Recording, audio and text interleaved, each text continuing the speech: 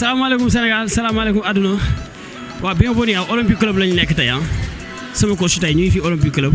dama doon échauffé wu nag ak Abdou mais affaire yi tarne de gain waaw mais ñu ngi leen di nuyu tey ñu indi fi benn ndaanaan boo nee Olympique Club wax Mor boo nee Olympique Club wax Mass boo nee Olympique Club wax Mimi Mor Diouf yi xam nga Moustapha Aram gars yi fi nekk Lazare donc tey ñu ñëw club bu nga xam ni club bu yàgg la donc mu nekk fierté sénégalais ñëpp kontaan xam nga donc ñu am fii koo xam ne dañuy ànd ak moom tey muy Aram mu nekk coach bu nga xam ne kenn dootu ko wax kenn quoi présenté kenn bokk ci nu ma ko mën a waxee donc ñu dem ak yéen sama coach ak yéen aca gars yi ñu dugg après xool Aram lan lay liggéey fii après ñu waxtaan ak moom jaajëf ñu dem.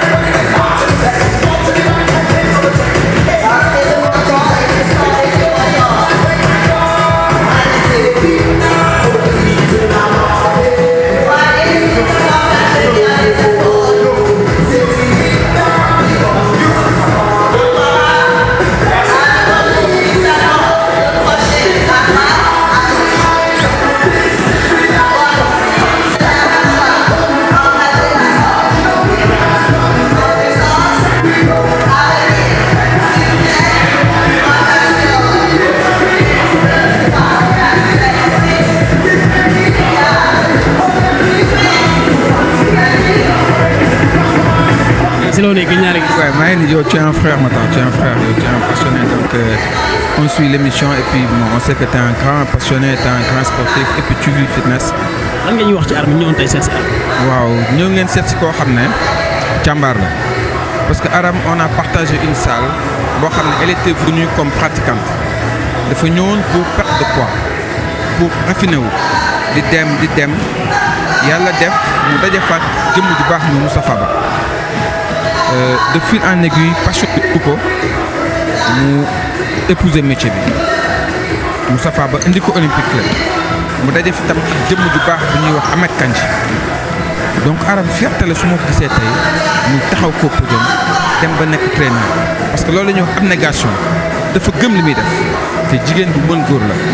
donc Mata tey ñëw nga seet si ku jar a seet si koo xam ne vraiment fierté la ci milieu bi parce que milieu bi dafa bëri ay connotation mais Aram exemple la ci fierté la ci.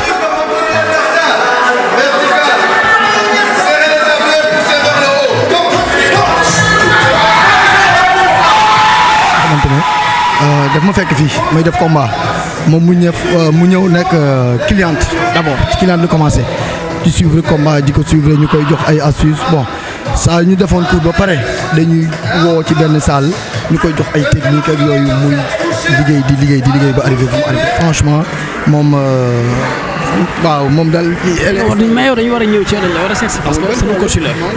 ñu ngi ñëw incha allah rabbi waa gis nga ñu ngi fi Olympique ba léegi ak Diouf yi mu nekk les Miss Africa nekk ko Aram yi nii ku ñu war a yi nii ci fenêtre bi mais Aram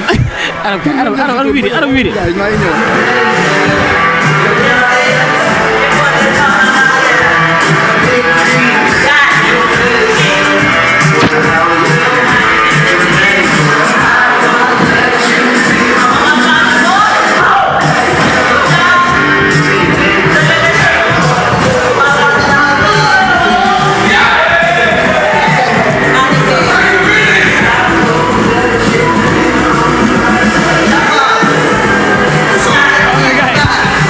Olympia dajeeg waa team dajeegu comme ni ko Goudiaye waxee Goudiaye maa ngi leen di. ziar naa jaaree gis nañ 3 mois gis nga si loolu. ci dajeeg kii rek ni nga ko waxee rek. dajeegu ba léegi mais doo def fitness bi ak Covid bi. ah ñu ngi ciy sant yàlla puisque dans les salles nit yee ngi respecté mesures yi comme na ko gouvernement bi waxee mais n'empêche ñu ngi def suñu kéemtalaay kàttan en tout cas pour mën a def suñu cours te du am ci benn jafe-jafe. est-ce que yaa ngi yéen a ngi respecté mesures yi ba pare. Bien sûr dans les salles on respecte toutes les mesures parce que salle boo dugg sax en général da nga gis gars yi marqué noonu ci suuf respecter distanciation mais ki mooy Goudiaye ma phénomène maa ngi moom am nañu waxtaan dama koy dagg foofu dugg ak élèves soxla boo ko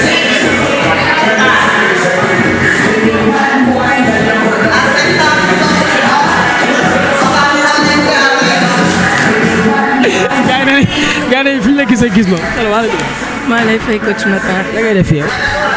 fii sama salle. Sall dama la gisoon nga am ñaata 150 kilos maa la gis instant bi yaa ngi ci 70 xaw ma 60 kilos. gaa lépp par la magie du sport. mais lan mooy secret bi. liggéey dem salle liggéey vraiment bañ a caaxaan respecter consigne coach yi respecter régime alimentaire yi waaw. dañoo ñëwoon seet si Aram lan ngay wax. ah Aram suñu sœur la vraiment c'est une femme exemplaire waaw ñun dañuy am fierté ñuy présenter ay coach comme Aram muy taxaw suñu kanam parce que ñun dañoo bëgg fitness donc bu ñu gisee suñu moroomu jigéen di ko dund di ci def ko liggéey def ko métier di ci tedd donc nous c'est une fierté parce que lu góor mën rek jigéen tamit mën na ko.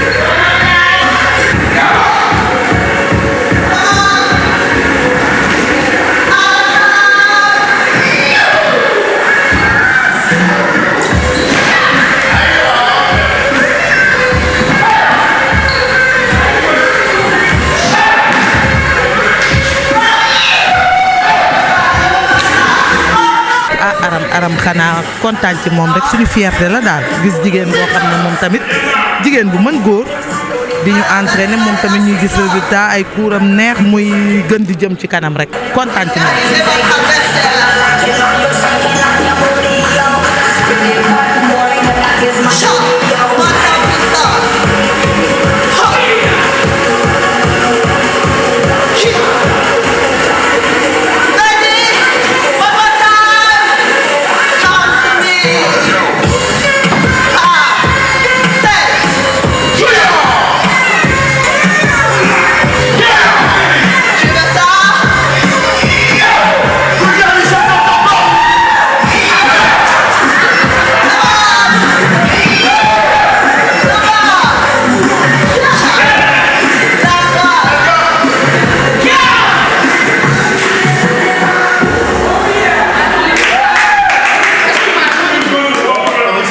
waaw loolu moom wax ci Aram moom lu may neex la quoi parce que xam nga rek Aram mag moom lu yàgg la ci commencement ba tey di ma ko yow donc sama déjà sama partenaire la balaa mu doon sama belle-sœur ba pare balaa mu doon sama collègue waaw. mais grand début Aram ma dégg ñu bari ñi Aram si yow la jaar. waaw bu ñu nee Aram si man la jaar bon peut-être li ñuy wax ni si man la jaar parce que waaw man maa ko gis fekk mu nekk adhérente mais Aram moo liggéeyal boppam. waaw moo liggéey boppam bi ma koy gis elle était adhérente comme les autres muy dóor waar ma gis ko débordant d'énergie fekk benn salle bi ñoom ndax ma fa laa gis muy débordé d'énergie ma ne ko ah soxna si yow moom na nga maanaam bëri nga énergie de si noonu la ñu commencé liggéey ma commencé di ko liggéey ma ne ko si t'es intéressé pour ton coach franchement coach bi la ñu war quelqu'un de débordant d'énergie quelqu'un boo xam ne bëgg nga li ngay def waaw mu ñëw commencé liggéey bi man mais su ma nee formation dëgg mu jaarul si man peut-être elle m'a suivi liggéey na bëgg na liggéey benn instant bu ma nee ma xam ni ñor na mënu ma ko yor dama ko jël jox ko sama benn collègue bi ñu ne Ahmed Kandji sama meilleur pote comme man j'étais pas là dama doon xëy dem Bambey di ñëw ma ne ko dama lay bàyyi ak Ahmed Kandji comme Ahmed Kandji moo ko formé ñu bëri nañu yaakaar Moustapha moo ko formé c'est vrai que Moustapha moo def di moo ko gis moo ko xëcc indi ko commencé ko jàngal base yi mais formation dëgg c'est mon meilleur pote qui l'a fait mooy Ahmed Kandji waaw tey jii Aram ñoo ko formé mais tey mën nañu wax mënoo doon suñu formateur parce que dépassé na niveau boo xam ne ñun mënuñ leen war waaw parce que ñun peut-être amuñu jot bi ñu ngi si enseignement bi ñu ngi si fitness bi mais ngeen wax ma moo xam ne en fait boo xam ne yéen xamu leen ko peut-être ingénieur ngeen di waxal nii billahi elle a fait ses études, elle a fait ses masters, docteur en ingénierie, donc moom ngeen di waxal nii. man loolu mosuma ko xam boo ko waxul doo xam da nga yaakaar ni sport rek la mais ingénieur ngeen di waxal nii waaw donc ñu ko si ñaanal yàlla lépp lu mu sóobu yàlla na ko yàlla jàppale si barke Muhammad sallallahu alayhi wa sallam. sa dernier mot ak Covid bi sport bi ak Covid bi. waaw gars yi dañu naan sport Covid mais man may ñuy wax gars yi rek bu ñu respecté distanciation rek franchement parler war nañu mën a def sport parce que dafa bokk si loo xam ne ça renforce le système immunitaire waaw ñu bañ a toog ñu góorgóorlu xam nga respecter mesures barrières yi ñu wax mais au moins qu'on bouge parce que plus on bouge plus on est en sécurité waaw ñu góorgóorlu yàlla ñu si yàlla musal yàlla fëgg def saafara ba ñu bu doon loo xam dañ koy nettali suñuy njaboot ñu nettali ko suñuy doom te na fi gëj waaw. merci beaucoup Moustapha. merci. waaw asalaamaaleykum gars yi ñu ngi fii ak Aram ñëw nañ olympique def ak moom bëri combat gis naa ko muy dajeeku ci kaw rek nag sooy Aram maa lay nuyu. fay naa la Matar maa ngi lay fay bu baax di nuyu ñëpp ñu ñuy seetaan di la remercier tamit ci teewaay bi bienvenue à l'Olympique Club voilà. bienvenue boobu laay duggee di nuyu waa Olympique Club boo nee Olympique Club dangay wax Mass Mor Diouf Aram Philo xam nga Lazare gars yi fi nekk Moustapha donc mu nekk club bu nga xam ni xam nga bon kenn dootu ko wax kenn club olympique rek ñëpp xam nañ ko donc di leen remercier di wax Aram dugg nañ fekk muy def combat Aram bari combat bi neex na de. waaw neex na torop mais tamit c'est assez intense neexoon na intense woon mais voilà comme body combat moom mi ngi noonu donc c'est en même temps on se défoule dañuy kafoore mais dañuy liggéey en même temps voilà. combat bi laa bëgg ñu toj ko c'est quoi body combat Aram.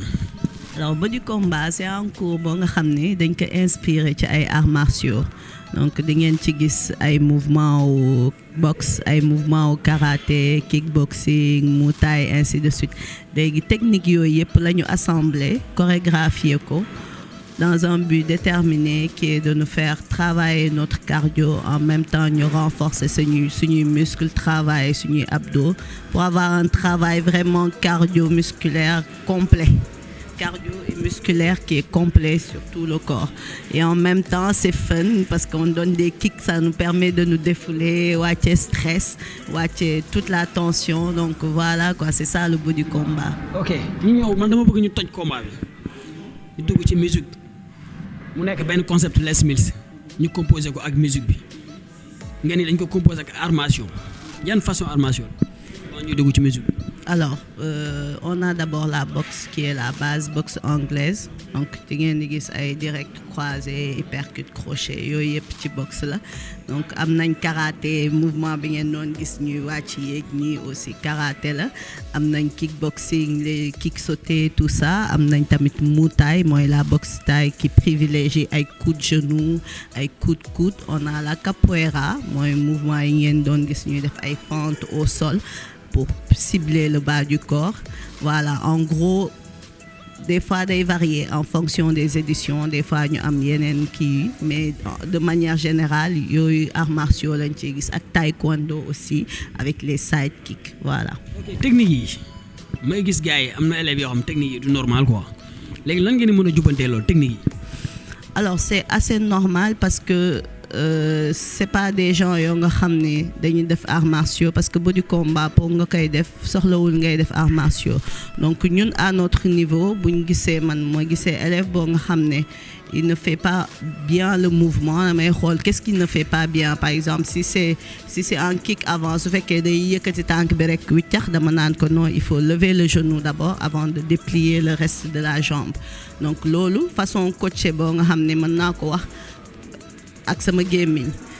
mën naa aussi démontrer ko donc en démontrant on leur montre la bonne technique mais avec ça aussi su fekkee avec ça quand même ils n'arrivent pas à faire la bonne technique après le cours mën nga woo élève bi wala nga def atelier technique pour les élèves comme li ma def sidekick tu t'arrêtes nga def atelier technique pour faire un kick avant on fait ça on lève les genoux on déplie comme ça la jambe ainsi de suite ou bien pour faire un direct on engage les épaules nga démontrer ko wane étape par étape nan la parce que comme les mouvements sont rapides des fois ça leur échappe donc day échapper élèves yi comment ça se fait étape par étape donc pour les amener à ce que ñu def mouvement bi normalement moo tax ngay gis des fois ma taxaw démontrer ko lentement avec toutes les étapes pour ñu mën ko au fur et à mesure intégrer mën ko jàng voilà. mais ça travaille quoi donc haut du corps wala bas du corps parce que damay gis gars yi ñenn ñi yow booy dóor ci kaw ñoom ñu ngi def ay demi squat bon parfois di comme ni nga wax rek di am élèves yoo xam ni duñu maîtriser affaire bi est-ce que comprendre nañu lan lay liggéey en fait. Si comprendre nañ ko parce que body combat c'est pas seulement haut du corps wala seulement bas du corps alors haut du corps boo dañuy liggéey haut du corps liggéey bas du corps parce que boo gisee ça commence par un échauffement boo nga xam ne haut du corps donc échauffement haut du corps échauffement bas du corps body combat yaram bi yëpp lay liggéey de haut en bas mais plus les abdos ci mouvement yi que ce soit les kicks que ce soit les directs croisés dañuy am un engagement au niveau des abdos parce que rotation yi def donc déjà c'est 1 heure d'abdos ça travaille le haut du corps les bras biceps triceps et ça travaille donc c'est vraiment complet parce que booy dóor tu mets tout le corps booy dóor en direct alors tout le corps est engagé da ngay engager épaule bi engager bassin bi rotation au niveau de la hanche donc yooyu yëpp donc c'est tout le poids du corps sur ton coup de poing donc body combat ça travaille tout le corps ça te permet d'augmenter le flux au niveau du système cardiovasculaire et en même temps ça te permet de renforcer et de tonifier les muscles si vous voulez de jolis bras de jolies jambes faites le body combat. xam-xam baa ngi commencé génn de affaire bi leer na de musique bi Aram son bi lan la ci son bi parce que dama koy gis ngeen di ànd ak son bi ak technique. son bi lan la ci. voilà d'abord comme ni ma la ko waxee bu c'est un cours chorégraphié donc dañuy jël mouvement bi teg ko ci kaw musique bi donc musique bi non seulement ça sert de motivation parce que rythme bi ça permet aux élèves de se défouler ça permet nga xam lii instant T lan laa war a def ban enchaînement laa nekk à tel moment de la musique dama war a changer dama war a dem ci enchaînement bi wala dama war a continuer encore pour 2 répétitions wala pour 3 répétitions donc la musique nous sert à la fois de motivateur et en même temps d'indicateur comme un chemin qu'on trace boo xam ni moom ngay topp ba cours bi di jeex c'est à ça que sert la musique au bout du combat. gars yi xam-xam bi commencé na génn de dañuy dem ko ñëw Aram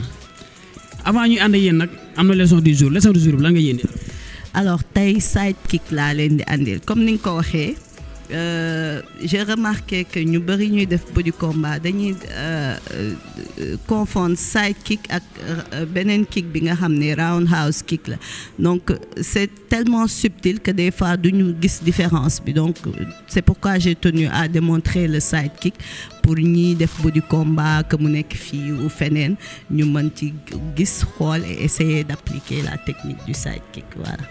pare gu ñu de dañuy xuus dem sangu ji ak Aram toog ràcc waxtaan naan adaay wax Aram fan la jógee fan la Aram jógee ak fu mu yegg nii Les Mills nañ fa waxtaan Les Mills nañ waxtaan Olympique Club nañ waxtaan fu mu jógee gars yi gaal dem ko yow Aram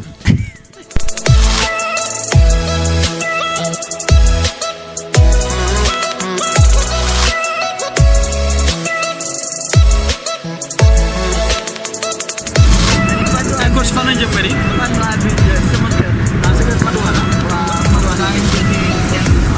mais fu ngay jógee dem Olympique sori na de. sori na gis nga moo tax des fois embouteillage yi di ma bëgg a rey. mais xanaa da ngay jóg 1 heure avant wala 2 heures avant. waaw pour préparer wu déjà sangu solo defal samay bagages trajet bi je compte 1 heure des fois du ko mat sax. mais des fois doo tardé des fois. ah des fois doo tardé ko. bu fekkee teelu ma génn moom il arrive que ma tardé parce que embouteillage des fois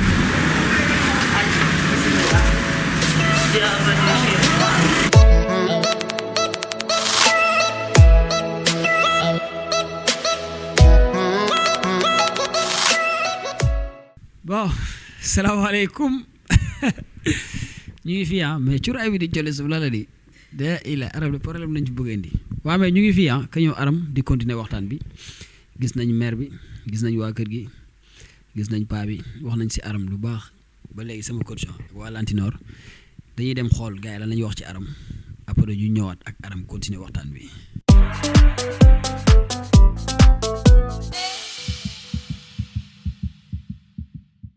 Aram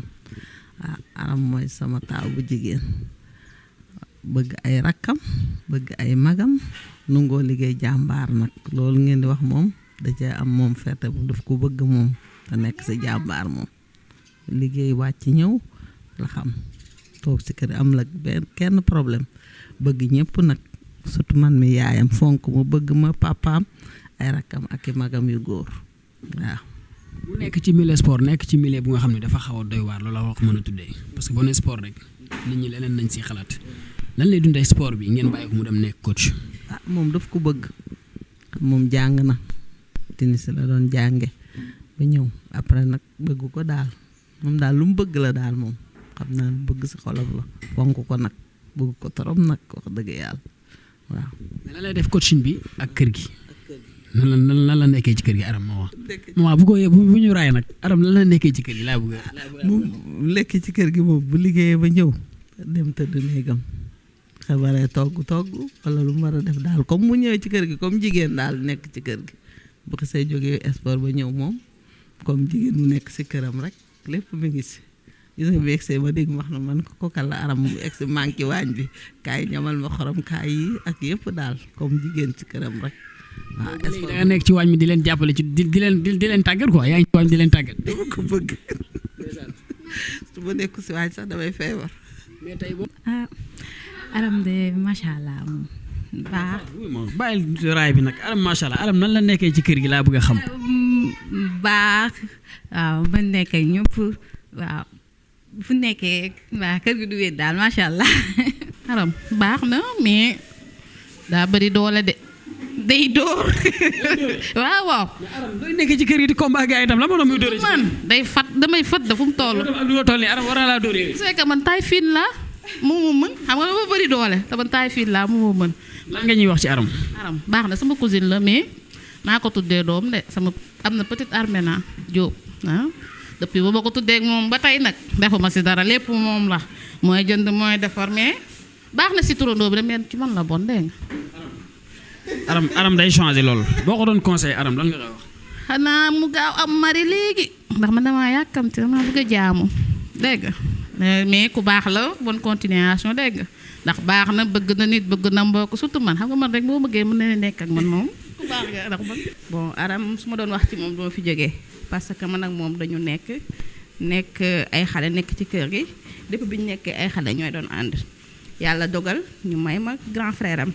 ñun ay cousine lañ daal maanaam mais boobu ba tey musul changé man dama nekk ci kër gi mais bon du ma fi toog nekk sax di wax affaire de sëy comme sœur bi ma fi nekkoon boobu laa positionné wu parce que ñoom dañoo jël lépp teg sama loxo ma nekk seen grande sœur ñu nangul ma ko première fois bi ñu ma mayee waa koñ bi dañ di xanaa kër gi dañoo dof nan la ñu boolee ñaar ñu bokk ndey ak baay ñu leen di mayee xam nga loolu bu fekkoon amuñu woon complicité loolu du am kii ku fi ñëw doo xam ndax kii man ak moom ndax bokkuñu ndey ak baay wala léegi bon loolu daal laa xam ci Aram. soo ko doon conseillé di ko yokk lan nga koy wax. bon mu continuer gën a góorgóorlu parce que moom c'est une femme battante man dama fier ci moom Aram soo ko gisee doone sax kii papaam yor na lii wala yor na laa à chaque fois day xëy di ñafe liggéey rek la gëm xoolul kenn nag kenn ku ko defal ak ku ko deful doo ko xam ci moom man loolu laa koy conseillé mu gën a continuer bonne continuation parce que bon man xam naa ko elle est courageuse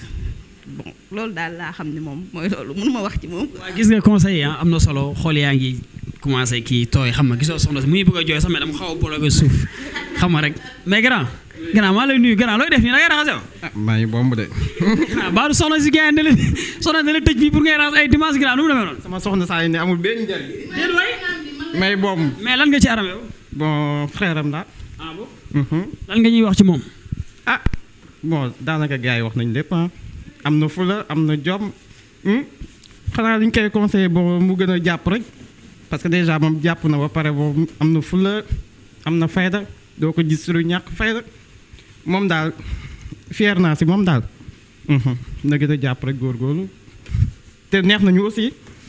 ndax ñun ñi sax des fois dañuy dóor ñëwoon seet si ko tey lan nga ñuy wax ci Aram. Aram bu ñu fi doon wax tamit duñ fi jóge ndax nit ku baax la xamee wuñ ko benn jikko macha allah nit ku baax la si ñun baax si kër gi ñun daal comme ay rakkam daal lañu jàppee boo ko doon ñaax di ko yokk lan nga koy wax. Aram bàyyi lan quoi lan lay bàyyi ak lan lay yokk. Aram est-ce que am na lu muy bàyyi yokk bi moom mooy liñ koy ñaanal rek ñu ñaanal ko li mu bëgg ci li mu nekk nii mu gën cee yokk yàlla taxawu ko ci bu mu ci gis lenn lu ko bett. lan nga koy wax sport bi lan la koy dundee ak kër yi Aram lan la nekkee ci kër yi. Aram daal baax la nekkee ci kër gi ñun ñi fi borom yaram yi fataay boobu solal nañ ci trop. ñoo ci kër yi dóor ay combat di yokk musique beeg di leen déranger Aram. non Aram déranger bàyyil yooyu waxal Aram lan lay def ci kër yi. Aram déranger wuñu benn yoon. Aram déranger wuñu benn yoon baax daal baax lañ mën a wax ci moom. waa mais gis ngeen li lañ fi jëlee ak gars yi ñu dugg fi waxtaan ak waa famille bi donc dañuy gën a xuus des na paa bi dañuy dem waxtaan ak paa bi après nag ñu songu la non Aram nañ dem Aram du ma wax ak moom léegi bàyyi ñu dem ma wax ak paa ba pare. waaw Aram de moom xale bu yar bu baax la maa ko yar ku sama doom la amul benn problème ku nangoo jàng la defe naa sport bi sax moom lu ma bett ci moom la parce que ñi dàqoon a jàng ci école bi ci la bokk ba yàlla defal ko diplôme mu nekk ingénieur xañ na sport bi dafa nekk lu mu gën a bëgg moo tax mu dem ci mais lu ma bett la ci moom mais ça va moom nit ku baax la. nan lay dundee sport bi ak ci kër gi ak yéen. waaw non sport bi moom ñu ngi koy dundee amuñu ci moom benn problème parce que jigéen moom li ci am solo mooy yar téye boppam am fulla am fayda parce que jàng moom xam-xam la rek xam-xam mën nga ko utiliser pour dem liggéey mën nga ko utiliser ba pare sa xel nekk ci leneen nga dem def loolu mooy xam-xam moom doo ko perte parce que loolu lañ ko dugaloon ci la dox yàlla dimbali ko ci liñ ko ci accompagné woon pour dugal ko ci ñun ñu ko ci dugaloon man mi ko ci dugaloon réccuwuma ko parce que fi ma bëggoon mu yegg fa yegg na fa. loolu moo ci am solo. ñu gis ko mu nekk nitu diine yaru nekk taalibe Serigne Touba ñu ñëw ci kër gi firndeel ko gis fi ay photo Serigne Touba naka ngeen ko tàggatee ci loolu. waaw xam nga ñun moom yàlla dafa dogal ñu nekk ay nit ñoo xamante ni fi ñu juddoo yaroo fi xañ na man bi may ñëw Dakar dafa fekk ni ñun xamuñu lu may diine parce que ñu ngi bokk ci waa kër Cheikh Issa Diène bokk ci Serigne Touba bokk ci Serigne Touba juddoo man maa ngi juddoo ci àll bi yaroo ci àll bi màgge fi di liggéey ba liggéey indi ma fii ba ñoom ñu nekk ay xale yoo nga xamante ni yàlla moo leen yar fii ci dëkk bi mais ñu yaru diine loolu yàlla moo koy def parce que man yar naa leen ci diine mais bu fekkoon ne dañoo topp liy dox ci dëkk bi kon duñ ci yaru mais loolu ci seen yàlla moo ko def ci ñoom mais li ma ci def du loolu mais lu yàlla def la parce que man nga yar ba pare nga ñëw fii ñu yàq ñoom du ñu sant man maay sant parce que mënoon nañoo mel ne leen te duma ci man dara noonu la demee. boo ko doon conseillé lan nga koy wax pour mu yokk. waaw moom li ma koy conseillé defe naa amatul leen lu ma koy conseillé parce que bi mu nekkee xale ci li ma ko doon conseillé mi ngi ciy dox ba egg si fii te mosuma gis ci moom leen lu ma naqari kon daanaka amatul lu ma koy conseillé parce que léegi magum boppam la. feebar bi ci dëkk bi ak sport bi. waaw sport bi moom baax na parce que man mii sax damay def sport xëy na ba léegi sport laa jóge nii parce que loolu tàggat yaram la ñoom dañ koo def nag moom xëy na def na ko métier mais xëy na loolu du métier parce que comme fii man nga jàng ba am yenn diplôme yi mais pour nga am liggéey bi ñu lay fay dana jafe parce que man miy wax ak yow salaire moom musuma ko bëgg musuma ci doxit nag yaakaaruma ko ci nit nag parce que dafa am lu gën salaire ñoom suñu gisee lu gën salaire loolu di jàng mi tox salaire toxlu woon ñuy jàng xam-xam moo taxoon ñuy jàng parce que bu doon salaire rek man fii ne mën naa leen di jël ñu nekk ci man am salaire bu gën bi ñu leen di fay te yar sa doom ci diine dafay ñaari bénéfice parce que di nga ko bénéfice oo ci àdduna boo génnee àdduna di nga ko bénéfice oo ndax boo yaree sa doom ci diine boo génnee àdduna di nga am ku la ñaanal te ñaan boobu dafay am solo te ñaanu doom ci waajur maanaam waajur génn àdduna doom ji koy ñaanal moo ëpp doole sëriñ sa koy ñaanal ñaari waajur parce que sëñ Touba mi ñu yaakaar boo musaa dem ci moom lim lay jëkka laaj mooy sa ñaari waajur fonk seen waajur muy bu góor ak bu jigéen parce que say waajur buñ la ñaanale rek loo bëgg di nga ko am képp ku la man di ñaanal te say waajur ñaanul la boobu ñaan du dem fenn loolu daal laa leen jox. jërëjëf papa ñu lay ziar gars yi ñu dem continuer ak ku waral coow li ba léegi yegg buñ ci aram de waa gars yi gis ngeen waa kër gi wax parents yi ñu seetaan ko affaire yi daw yaram xam nga ñu ñëwaat man ak aram continuer waxtaan bi aram lan ngay wax waa Sénégal lan ngay nuyoo aram waa Sénégal. di leen wax asalaamaaleykum maa ngi nuyu ñëpp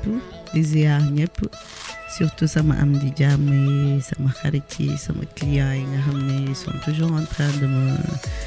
me supporter de me pousser vers l'avant donc képp ku ma reconnaître ak ku ma reconnaître maa ngi lay nuyu di la ziar di la ñaanal jàmm. aram ñëw seet si la waxtaan ak waa kër gi xool nu koy dundee war a dugg ci waxtaan ak yow aram kan mooy aram. loolu moom question bu xaw a metti la parce que mënuma figer sama bopp ci benn cadre mais mën naa la wax que Aram c'est une fille boo nga xam ne bu bëgg famille wam la déjà bëgg sport bi muy def bi tax mu bàyyi tout ce que li mu étudier yëpp ñëw ci dugg ci bu sérieuse aussi parce que je suis sérieuse te lu ma dugg dama ciy dem ba jeex dama ciy dem à fond donc awma demi-mesure voilà sinon je suis quelqu'un d'ouverte foo ma fekk damay ree man moom voilà quoi en gros kooku mooy Aram loolu daal laa mën a wax loo nga xam ne c'est figé quoi. Aram fan la jógee fan la débuté sa début lañ bëgg a xam quoi Aram fu mu jógee. début bi ci sport bi wala. sport bi Aram fan la jógee. d'accord man maa ngi débuté Rahma Damba fitness salle de fitness la bu nekkoon fii Patte d'Oie donc j'ai commencé là-bas bi may commencé simple adhérente laa woon donc nekkuma woon coach dama amoon problème de surpoids je voulais perdre un peu de poids donc ma ne naa dem inscrire salle donc foofu laa commencé de cliente ci laa commencé di joxe cours ci laa jógee tamit dem olympique ainsi de suite continuer parcours bi mais sama vrai début Rahma Damba fitness la malheureusement instant bi léegi tëj na. da nga demoon pour sport nga jëloon poids nga ne xaaral ma dem sport pour wàññi poids bi far affaire yi dugal li ci nga daje kan moo la dugal jàpp. alors je dirais Moustapha Ba donc bi mu ñëwee ci salle bi fekk ma fa ci lañ xamante. mu gis ni li may def bëgg naa ko je me donnais toujours à fond ci cours yi donc du coup ci la commencé buy def cours teg ma à côté ma nekk shadow am tu vois donc mu may conseiller naan ma mouvement bi defee ko nii ainsi de suite donc moom moo ma transféré à peu près l'amour du fitness parce que ci moom laa découvrir concept Les Mills yi ci moom laa amee envie faire du fitness une carrière. avant ngay dugg Les Mills dafa amoo base fitness wala da ngay ñëw rek dugg ci affaire yi ñu dugal Les Mills. alors avant may dugg Les Mills j'avais pas vraiment de base à part cours yi ma doon suivre ci salle bi ma nekkoon donc après ça nag bi may dugg carrément officiellement ci Les Mills dama dem Olympic Club où j'ai été formée là-bas donc dañ ma formé ci concept yi comme body balance body combat et CX et d'autres concepts qui sont pas Les Mills comme yoga bi ak pilates bi donc foofu laa jàngee la plupart de ce que je sais foofu laa vraiment commencé di jàng fitness en tant que tel et non toog rek di joxe mouvement bi sans background derrière. après nga jógee Rahma Damba ñu yóbbu la olympique la Aram nga dugg olympique expliqué ñu. alors sama dugg olympique déjà benn xaritu Moustapha bu nekkoon coach foofu Ahmed Kandji moo ma gis mu ni Moustapha Aram bëgg naa j'aimerais bien former ko parce que voilà gisoon na dara ci man Moustapha wax ma ko mais ñu ni ma body balance ngay def donc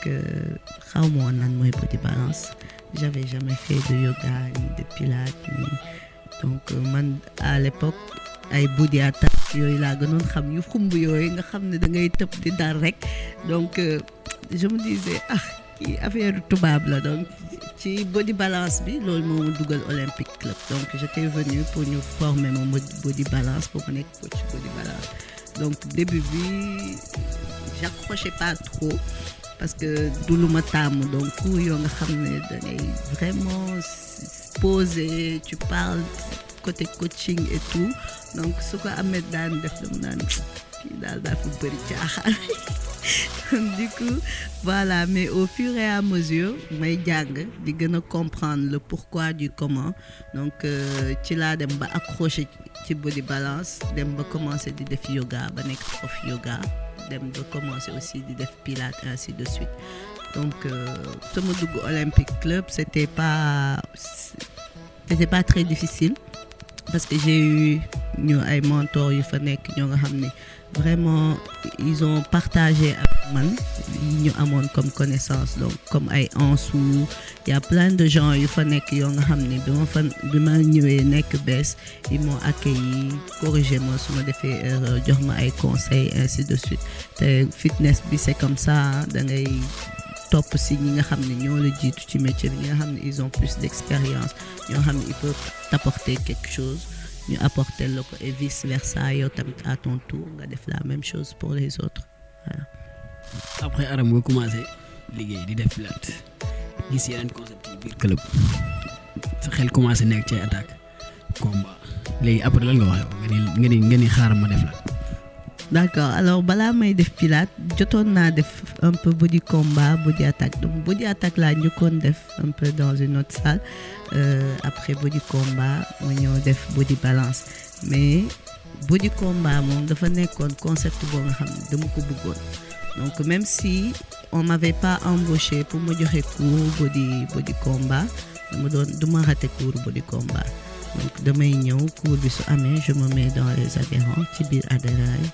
def cours dañ ma doon wax tout le temps ñëwal nga coacher je leur ai dit non du ma coacher léegi parce que dafa nekk concept boo xam ne c'est technique te man dama ko bëgg à un tel point que dama bëggoon su ma bis bu ma taxawee di joxe cours body combat ñu xam ne vraiment je fais pas n'importe quoi j'ai vraiment appris donc pendant ay 2-3 ans presque ça fait un bon moment dama doon ñëw cours bi soit ma nekk ci biir adhérent yi soit ma nekk ci kaw podium bi mais damay def mouvement yi rek du ma wax du ma coacher du ma def dara donc à chaque fois gars yi dañ doon insister mais kañ ngay commencer man leen xaar leen donc quand je me suis sentie vraiment prête ci laa ñëw nag taxaw pour joxe cours body combat et après le patron l'a vu et tout et ils m'ont donné des cours vendredi matin man maa ko doon def dimanche bi ainsi de suite donc yeneen concept yi aussi CX Moustapha laa gisoon mu koy def mu nekk cours bu ma neex parce que ça travaille le centre du corps le dos les jambes et puis c'est un cours vraiment très court boo nga xam ne ça te permet de maximiser sur le travail donc foofu tamit pareil ba pare c'est inspiré du pilates donc pour man c'était plus j'avais la base qui est le pilates donc je pouvais facilement dem CX parce que c'est quasiment la base c'est le pilates sinon yeneen concept yi ay body pump j'ai été formée au body pump def naa formation body pump def naa formation body attack j'accroche très bien avec les autres concepts comme body pump body attack mais je reste avec concept yi nga xam ne man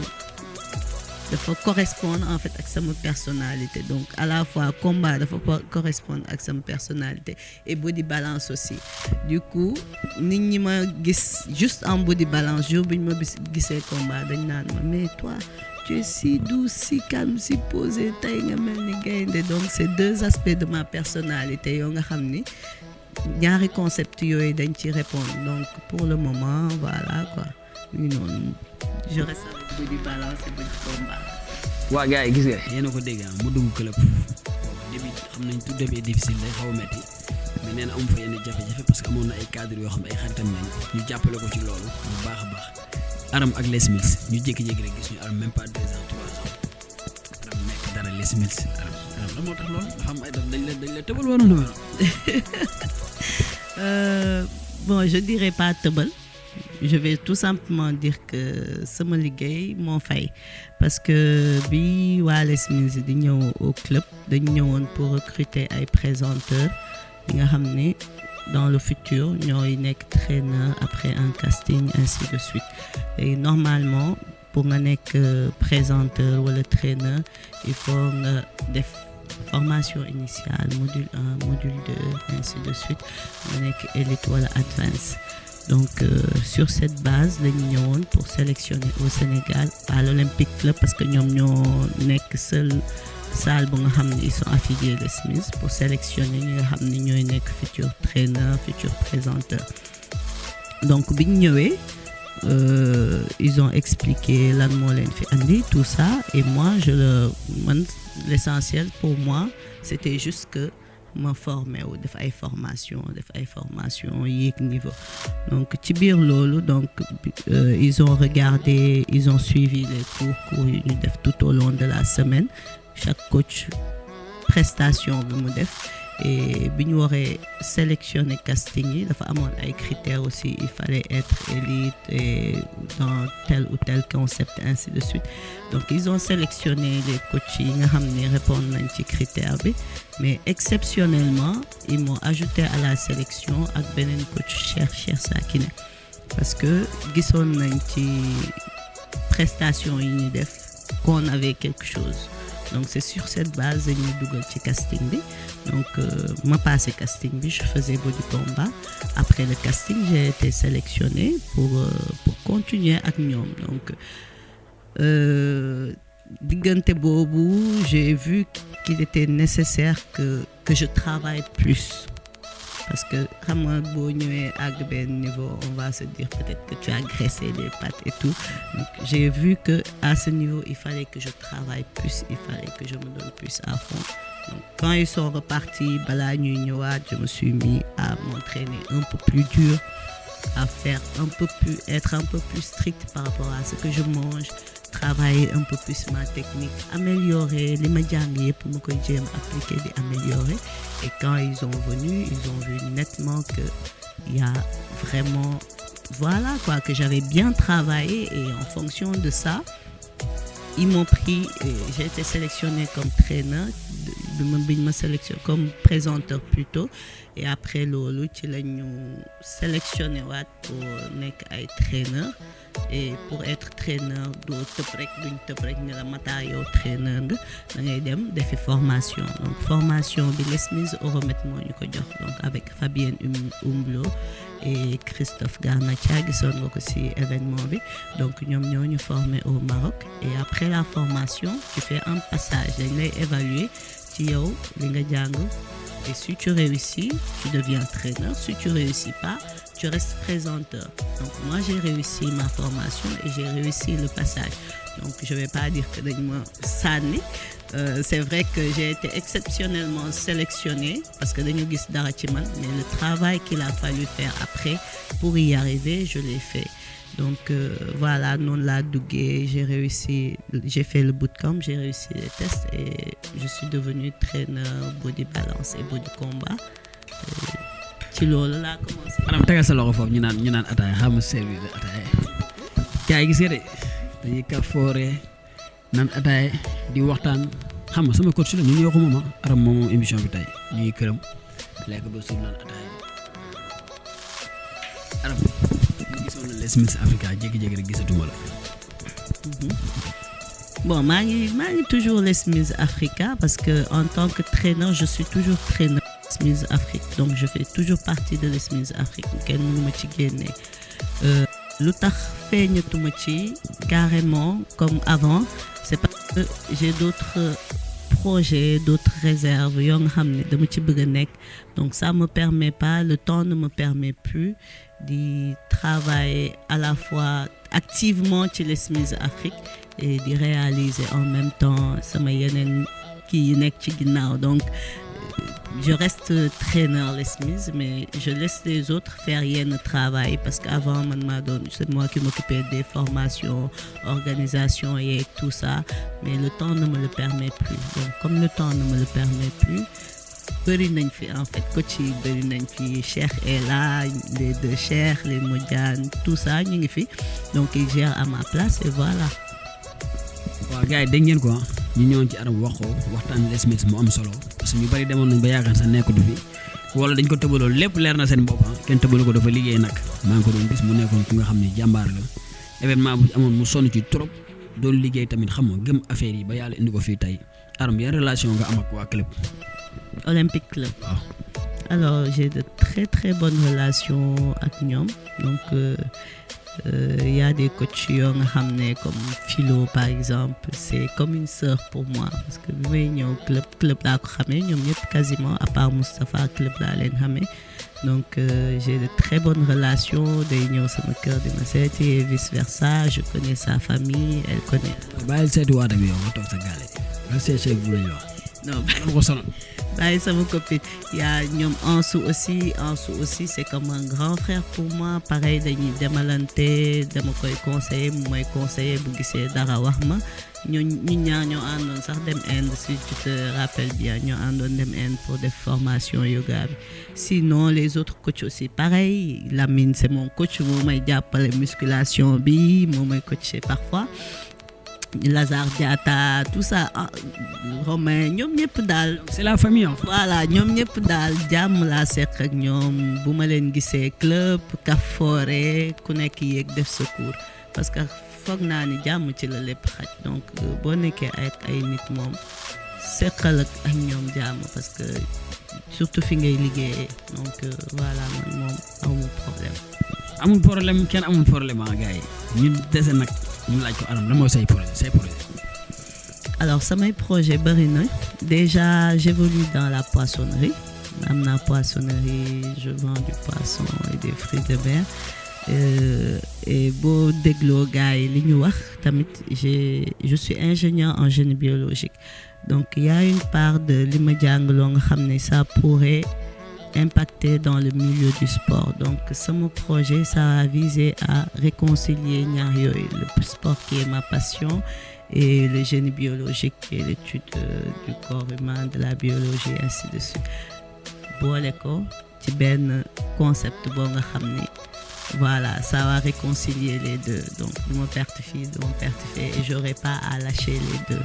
voilà sinon d'autres petits projets mais ñaanal leen ma rek yàlla baax na comme ni mu ko waxee am na solo bu ñu yam ci sport bi kese dañuy nekkaat ci yeneen bagage comme ni mu ko waxee dégg ngeen lu mu wax dafa jàng ba jël ay papier am toog ci yéen yaakaar ne combat rek la mën mu ngi ci yeneen business de Aram day laaxut yàlla nga koy dimbali Aram lan ngay wax monde sport ak yan conseil ngay jox booy yu bees yi. d'accord bon damay commencer ci mag ñi d'abord ñi nga xam ne ñoo fi jiitu donc ma leen di wax ñu jàppale les jeunes qui sont derrière parce que sport carrière bu gàtt la en fait tu peux bien bëgg naa bu di combat maa ngi tëb di dal mais à un certain âge dootuma ko mën a defati donc il va forcément falloir que mu am une autre génération moo nga xam ni koo xam ne day ñëw jël relève une autre Aram boo nga xam ne day ñëw jël relève que ce soit en body combat ou qu'importe le concept donc ce que je veux dire mag ñi mooy nañ jàppale xale yi nañ leen wan yoon bi nañ leen conseiller nañ leen ubbil pour que ñoom tamit ñu mën a jël seen wàll parce que ñun on va pas rester là éternellement di def ay cours body combat ainsi de suite donc loolu laa leen di wax xale yi tamit ku la mag ëpp lay sagar ku la gën a nekk ci ku la gën a yàgg ci milieu tamit ëpp la ci expérience donc bu ñu rëy nañ rapproché wu ci seeni grand ñi nga xam ne gis nañ ni par exemple kii il est connu dans tel concept il le fait bien je me rapproche de lui mu jàngal ma mu jox ma ay conseils tette ma parce que ñun aussi man personnellement dama nekk ci ginnaaw nit mu may conseiller di ma jàngal Ahmed Kandji Moustapha Ansou plein de personnes ku ma gis ni war nga ma mën a jàngal dara rek dem naa ci yow nga jàngal ma dara ma boole donc tëbuma tëb ay body combat wala body balance dama ko jàng j'ai été aidé par ñi nga xam ne ñoo ma ci jiitu donc bu ñu rëy affaire bi du faux c'est pas un jeu du vidéo booy seetaan rek ñëw rek di tëb di dal du ay caaxaan aussi parce que chaque mouvement chaque kii dafa am lu nekk derrière il y a une science qui est derrière il y a des études qui sont derrière donc c'est pas du faux donc nañu jàng rapprochez-vous des gens qui peuvent vous aider à progresser ngeen jàng améliorer seen niveau aller de l'avant te ngeen bañ a fowee fitness bi. waaw gars yi dégg ngeen message bi message bu am solo la Aram wax jàllale ko ci monde fitness monde sport xam nga yéen bàyyi si xel xale yi jox cër mag ñi dem jàppale xale yi kon nañu leen jàppale Aram wax na ko léegi donc Aram nga nekk ci milieu sport nekk si jigéen amoo jëkkër nga nekk célibataire sax laa mën a wax Aram est-ce que doo ci am ay difficultés parfois wala nit ñi di la sonal affaire yooyu. Bon, déjà j'ai quelques préjugés par rapport à li may def que ce soit la boxe kickboxing beeg body combat donc la plupart dañu jàpp ni kii dafa bëri histoire donc day doore donc à part préjugé boobu aw ma ci vraiment problème le fait de nekk jigéen di évoluer dans le milieu du fitness parce que soo xoolee fitness adhérents yi jigéen ñi ñoo ci ëpp donc pour la plupart modèle ngay doon référence ngay doon côté góor ñi nag moom des fois dañu bon ñi ma xamul carrément ils vont dire que c'est une bagarreuse ku bëri histoire day dóore donc ça lay day def leen xaw a tiital c'est normal. du am ñoo xam ne dañ lay sonal du ko ñaax mënul ñàkk ci milieu sport nga ne dina am ñoo xam ne c'est forcé amul kii dafay ñàngal amul dara te am ñoo xam dañu dëgër bopp genre jazz yi dañuy dëgër bopp noo def dañuy jéem a jaar foofu Aram waxal. waaw am na dina am ñoo xam ni voilà quoi le fait que nga nekk ngay def sport di def boxe et tout ça du leen intimider donc du ci ñàkk am na mais ci la plupart donc ñi xamul en fait ñooy gis ni kii voilà c'est une bagarreuse mais ñi ma xam dëgg ñi am chance côtoyer ma donc xam na dinañ gis sama personnalité qui est en dehors de la salle de fitness sama vraie personnalité c'est vrai que d'un côté am naa xadar tuuti mais d'un autre côté aussi je suis une personne très posée et très calme donc awma ci problème de. Aram daa mel day laaxut da nga nekk ci couple ah. non je suis pas en couple je suis célibataire kaay ñëw leen dem leen club wax ak booy bi dem leen club ngeen wax ak booy mais Aram donc dina am lu la gën a neex ak lu la gën a métti instant bu nga nekk ci fitness bi lan moo la gën a métti. lu ma gën a métti dina jafe pour man ma wax ni am na lu ma métti parce que fitness bi c'est une passion donc li ma ci dund yëpp quasiment mën naa wax bànneex rek laa ci dund awma loo xam ne daf may métti loo nga xam ne dund naa ko ci vraiment ci fitness bi je dirais pas fitness bi lépp ma ci neex juste que j'aurais aimé que fitness Sénégal gën développé bon je dirais li ma metti un peu mooy liggéey bi ñuy foree loolu metti na ma quand même parce que c'est quelque chose de sérieux comme ni ma waxee sànq donc à part loolu c'est que du bonheur c'est quelque chose que j'aime donc su ma ci nekkee tout le temps damay am impression comme si liggéeyuma donc je m'amuse je passe de bons moments parfois sax ça m'aide dans ma vie de personnel à surmonter certaines choses donc voilà. sa xale Aram da nga tëwoon wala Aram wax ma tuuti sa xale ba ñëwaat tuuti da nga tëwoon wala. alors man bon d'après sama yaay dama soboon xale bu sob laa woon donc. nga bëgg combat kay. nga ñi soo xam na ma doon bëgg affaire combat. mais nag y a une chose bi ma nekkee xale dama bëggoon way donc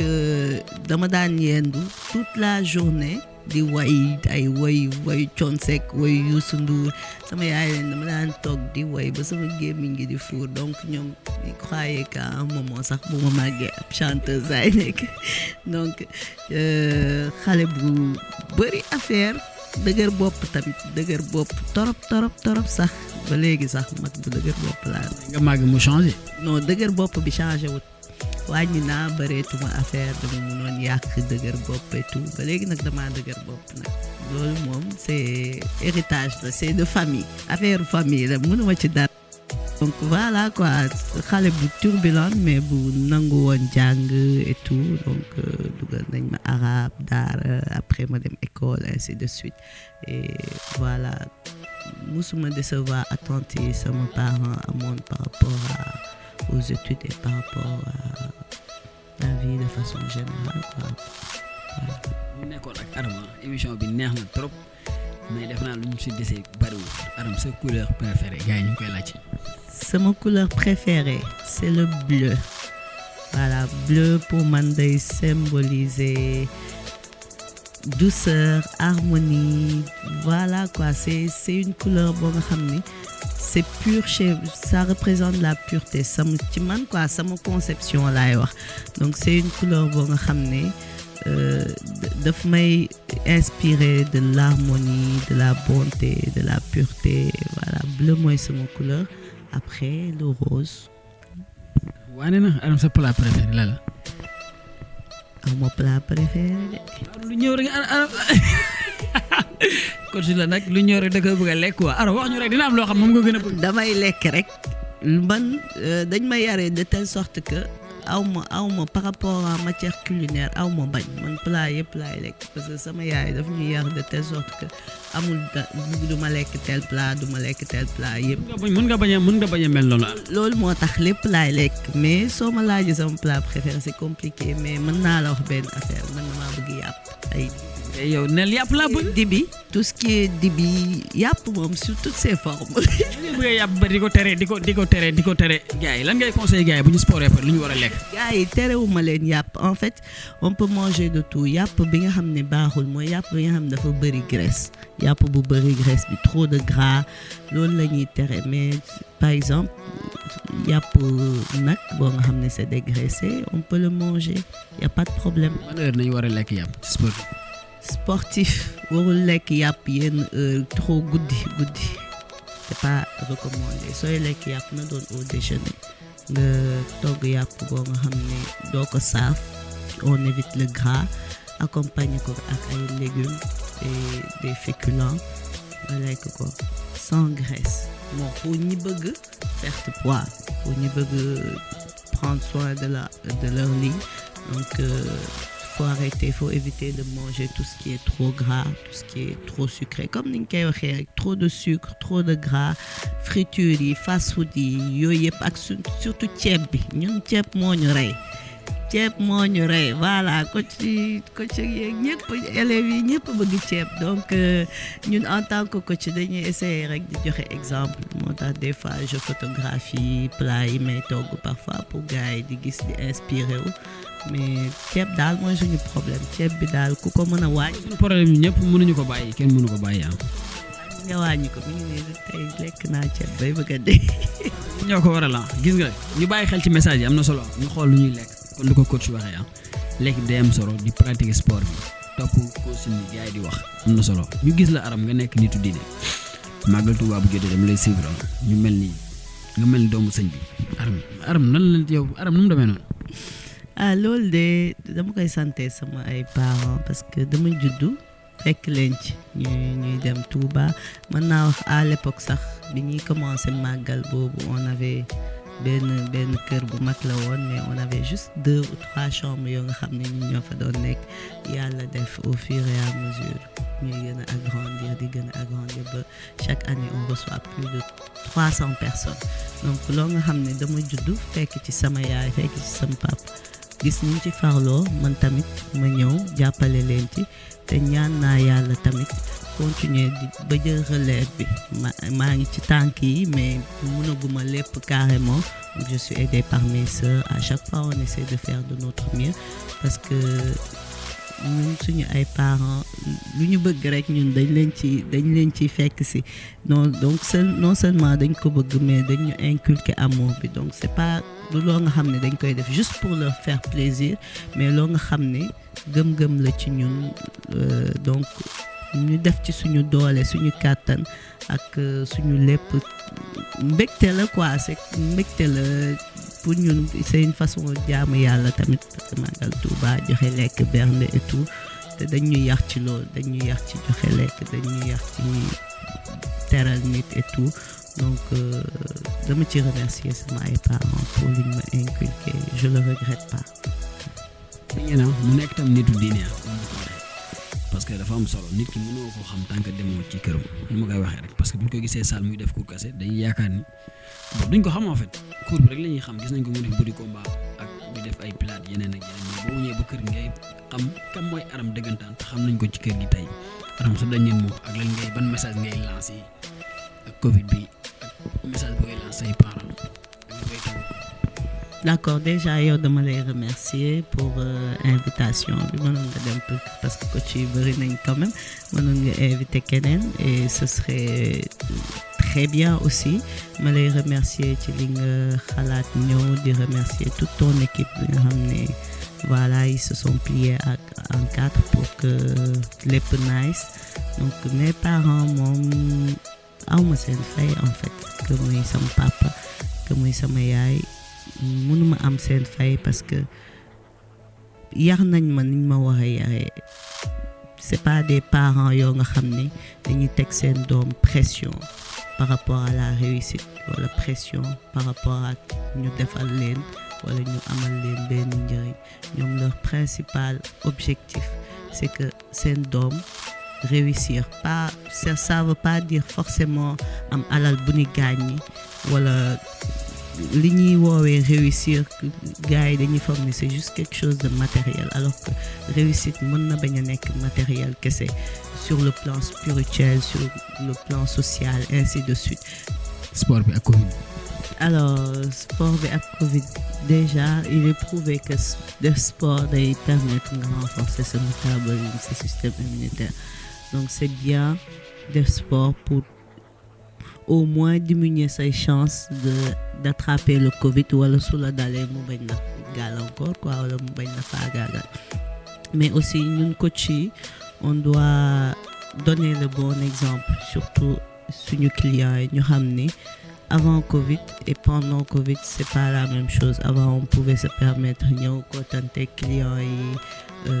nekk cours bi bien entassé et tout nekk en contact quoi mais léegi il faut qu'on fasse attention donc ñu ñoo war a ñaax gars yi wane leen le bon exemple pour ñu xam ni kat il faut se protéger il faut mettre les masques il faut respecter les gestes barrières parce que ñun duñ ko respecter aux clients yi duñ ko respecter parce que d'une partie on est des références je peux dire ni genre nit yoo nga xam ne nit ñi dañ leen di topp di suivre li ngeen def suñ gisee ni coach bi s'en fout donc ils vont dire que voilà pour ñenn ñi quoi pas tous mais ñenn ñi donc sport il faut le faire que même boo dee daw def footing wala ngay def marche c'est bien surtout pour les personnes âgées ñuy def un peu de marche un peu de footing ça leur permet de se protéger au moins d'avoir un système immunitaire qui pourrait faire face au corona mais coach yi tamit nañu joxe le bon exemple di def attention parce que ñun aussi on est en contact avec beaucoup de gens coach bu am corona moom day garaaw de ñi ko nar a jox dafa bëri donc on doit faire attention. donc message bàyyi noonu ci Covid bi ñu bàyyi xel ci loolu lu Aram wax ñu def attention ñun ñëpp muy coach bi adhérent bi sinon rek après dañuy indil problème Aram sa dernier mot lan lay nekk. Sama dernier mot ce sera pas seulement pour ñi def fitness c'est pour képp kuy yëngu ci benn affaire boo nga xam ni gëm nga ko donc mon dernier mot c'est de dire que rien n'est impossible dans la vie su fekkee man maa jógee d'une personne boo nga xam ne je pratiquais pas vraiment le sport nekk assez en chair ñëw ba nekk une coach entraîneur en super forme c'est parce que dafa am benn parcours boo nga xam ne dama ko jaar ba pare dama gëmoon ni may def ba agsi fii donc le dernier message que je lance c'est que rien n'est impossible tout est une question de volonté nit ki ci loo nekk ak lu mu mënti doon gëm ko bëgg ko def li war parce qu'il faut faire ce qu'il faut on peut pas s'arrêter juste à rêver il faut travailler faire ce qu'il faut pour réaliser son rêve avec de la volonté donc rien n'est impossible il suffit d'y croire. Message ak waa Lantinor TV. Lantinor TV merci pour cette émission pour invitation bi et j'ajoute que c'est une très très belle initiative parce que fitness bi on a que des petites vidéos yoo nga xam ne c'est pas très explicite donc on a besoin tamit de montrer l'autre face du fitness c'est qui les gens qui sont des coachs de fitness yan façon nit lañ ça permet un peu dindi préjugés yi ñu am par rapport aux gens qui font du fitness donc ma leen di encourager bu baax a baax di leen wax que initiative bi rafet na et maa leen di ñaanal dem fu kawe seen njort parce que c'est vraiment une très belle chose moi j'ai hâte de regarder yeneen coach yi ñi nga xam ne xawma leen bu baax pour voir comment ils évoluent comment seen parcours fan la jaar et c'est une inspiration aussi pour jeunes yi nga xam ne ñu ngi dugg ci milieu bi xamaguñu donc ñu demee ça permet de les inspirer sur différents parcours yi gars yi jaar pour devenir des coachs donc Lantinor TV je vous dis bonne continuation ci kaw ci kanam ci lu baax. ci kaw ci kanam ci lu baax ak waa Lantinor TV donc mbokk yi affaire moo nekkoon noonu bëgguñu woon sax mu jeex xam naa émission bi nag après deuxième phase bi deuxième édition bi dañ koy def 2 jours moo la gën a wax une semaine est-ce que duñ ko def une semaine parce que dafa mel ni lu gàtt quoi waxtaan bu ñuy soxla mënuñu ko am duñ ko mën a am ci journée quoi man affaire daf may jaaxal journée bañ koy jël sax ay jazz ñu ngi doon kaas ni journée bi dafa bari mais bon journée ñoom sax mujj ñu doyaluñu parce que comme na ko wax rek dina la permettre nga xam coach bi xam ci lan lay dund xam nga milieu sport dafa doy wax ak sunu milieu bi léegi nga xam ne gars yi lu leen lañ ciy wax gars yi sport yóbbu leen fa non dañuy dem sport yi liggéey la comme yeneen liggéey gis nga aram ñu fii lu ne def na ko nekk na ci leneen mais teewul mu ngi ci liggéeyam bu paree nekkaat ci yeneen mission boo leen duggee ci page bi nag Lantinor TV bu leen dugg rek seetaan aram lu muy wax aimé leen ko xam nga ngeen aimé leen ko partager maximum ñëpp seetaan ko parce que dafa am solo en fait abonné leen ngeen seetaan ko dafa am solo parce que émission bi nii daf ñu ñor ñun coach yi monde sport sax laay wax parce que du coach yi kese daf ñu ñor ñun ñëpp ñu seetaan ko di remercier Arama kontaan nañ ci yendu bi neex na jóge nañ saal ñëw ci kër gi waxtaan ak waa kër gi yëpp parents yi añ ba suur damaa lekk ba mun ma wax xam nga di remercier waa Lantinor comme ni ma leen koy waxee rek gars yi ñoo nekk ci ginnaaw jazz moo nekk ci son bi damay yàq nopp bi sax parfois taala moom mooy réaliser affaire bi donc xam nga di leen dox daje beneen yoon ak beneen coach kon nañ ko defee ak saa defee ko ak aram dañ koy def ak ñeneen di remercier waa aram ñu woon fii Padoa donc jóge nañ olympique ñëw fii xam nga fii nañuy tëjee di nuyu ñëpp di leen sant di leen gërëm di leen wax ngeen abonné nag da ngeen yéen ñëpp di leen jox leçon du jour ak aram.